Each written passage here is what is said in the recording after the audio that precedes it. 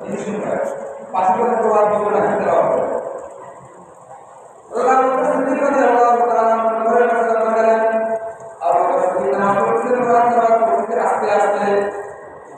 Muhammad Mustafa Sallallahu Alaihi Wasallam Allah sendiri pada Allah Taala memberi pahala Umar Allah Taala memberi kesadaran.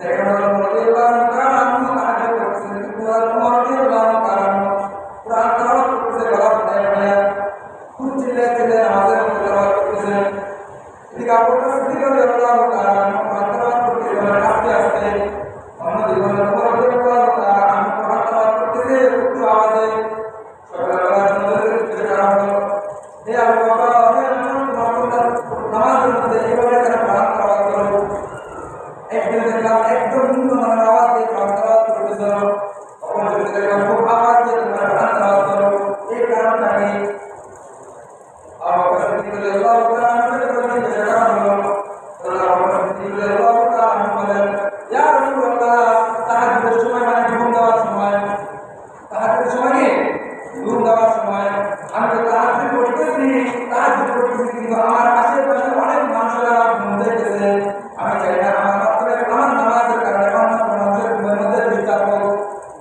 আমি চাই না আমার নামাজের কারণে আমার নামাজের মধ্যে কোরআন তেলাওয়াত করলে অন্য কোনো মানুষের ঘুমের মধ্যে ডিস্টার্ব হোক আমার মানুষকে ঘুমের মধ্যে কষ্ট দেওয়া হারাম সুতরাং আমি আমার ইবাদতকে ইজাজত করবো তদবির তেলাওয়াত করতেছি আমার পিয়া আমি নিজেকে উচ্চ আওয়াজ দিই নাই যাতে অন্য মানুষ কষ্ট না পায় অন্য মানুষ কষ্ট না পায় সাথে সাথে ইয়া রাসূলুল্লাহ আমি এটা বিশ্বাস করি আল্লাহ পাক কোরআন থেকে শুনে কোরআন উচ্চ আওয়াজ এবং আসল আওয়াজ এবং সমস্ত আওয়াজ আল্লাহ শুনেন আমাদের মধ্যে উচ্চ আওয়াজ হোক আর ছোট আওয়াজ হোক সমস্ত আওয়াজ কে শুনে আল্লাহ শুনে সুতরাং আমাদের এখানে আওয়াজ করতে হবে এই দিক থেকে অবস্থা দিকে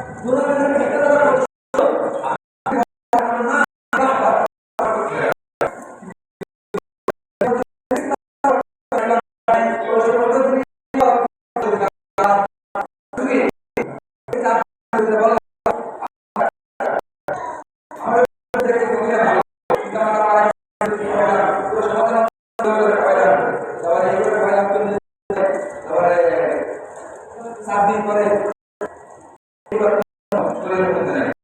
এগুলো করা মানে বিদআত করা। আর বিদআত আল্লাহ দরবারে হয় না, কবুল হয় না। আমি একটা মিসাল দিই, যেমন একটা মিসাল দিচ্ছি। মিসালটা হলো পরীক্ষার মধ্যে পাঁচটা দেখে দেয় না, যারা পরীক্ষা দিচ্ছে না, পরীক্ষার মধ্যে একটা পরীক্ষার হল থেকে একটা কি দেয়, বাচ্চা দেয়। ওই বাচ্চার মধ্যে একটা সিলো মেরে দেয়। এখন সাধারণত পরীক্ষার কাজটা করা বেশি দামি হয় না, মোটামুটি। এখন ধরেন কোনো ধনী লোকের ছেলে বলে আমি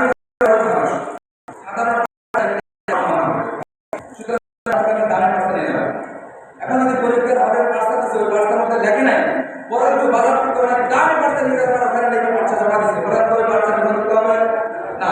কেন গ্রহণ করতে হবে না? ওই পাঁচটার মধ্যে পরীক্ষার যে হকের যে চিহ্ন হয়, ওই চিহ্ন নাই, যার কারণে ওই পাঁচটা করতে পারবে।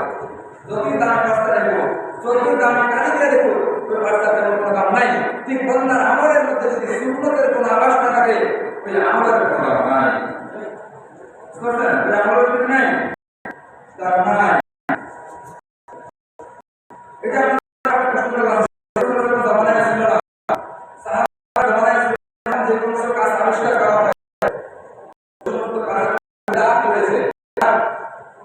অনেকে দেখবেন এই কথা আমি করে একদিন দেখবেন মাইক করতে নামাজ পড়ে না, সিদ্ধি নামাজ পড়ে না, কেন কথা বলতে বলা ছিল না, মাইকের মধ্যে ওয়াজ করে না, কেন বলতে বলা ছিল না, যদি ওয়াজ করে বিদআত হবে। কথা খাই করে বুঝতে বলা ছিল না, আমরা করতেছি। আমার পড়ার সাথে যদি আমরা ওই জিনিসটাকে ইবাদত মনে করি, তখন এটা বিদআত হবে। যদি ইবাদত মনে না করি, তখন এটা কি হবে না, বিদআত। রাসূলুল্লাহ গাড়ি ছিল, বিমান ছিল না।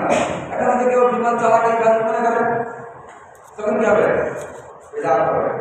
তবে কিন্তু সাওয়ার করা এটাই ইবাদত। সাওয়ার করার সময় দোয়া গান করা এটা কি ইবাদত? সাওয়ার আছে জানলাম ঘোরা ছিল,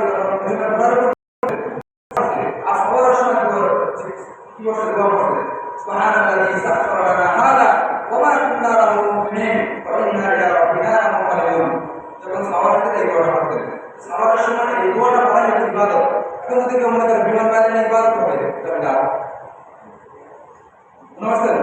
নতুন কিছু আবিষ্কার করতে ইবাদত মনে করে নাই, ঠিক আছে। এর মধ্যে যদি এর কারণে যদি তোমার উপকৃত হয়, তখন সব হবে।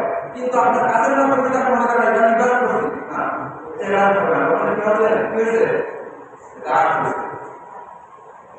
সমাজের মধ্যে দেখবেন কিছু প্রচলিত আমরা যা করে থাকি সময় কিছু বিদআত আছে, ওগুলোকে আমরা ইবাদত মনে করি, সম্মানজনক মনে করি। একটা হচ্ছে আযান ইকামতের মধ্যে রাসূল সাল্লাল্লাহু আলাইহি ওয়াসাল্লামের নাম শুনলে কুরআন পড়তে পারবে না, এগুলো আমাদের এগুলো করা কোরআন আছে। আযান ইকামতের রাসূল সাল্লাল্লাহু নাম আছে নাই, আছে। আমাদের সমাজে কেউ কমই করে এদেরকে যারা বেদাতি আছে, মাযহাব বুঝারে, এরা কেউ আযান নাম শুনলে আবার তখন শুরু করে দেয়, যারা কেমন দেখেন, যারা কোনো কাজ করে মন্দির দেখে, তখন এই মন্দির শুরু করতে হবে না, মানে বলতে পারে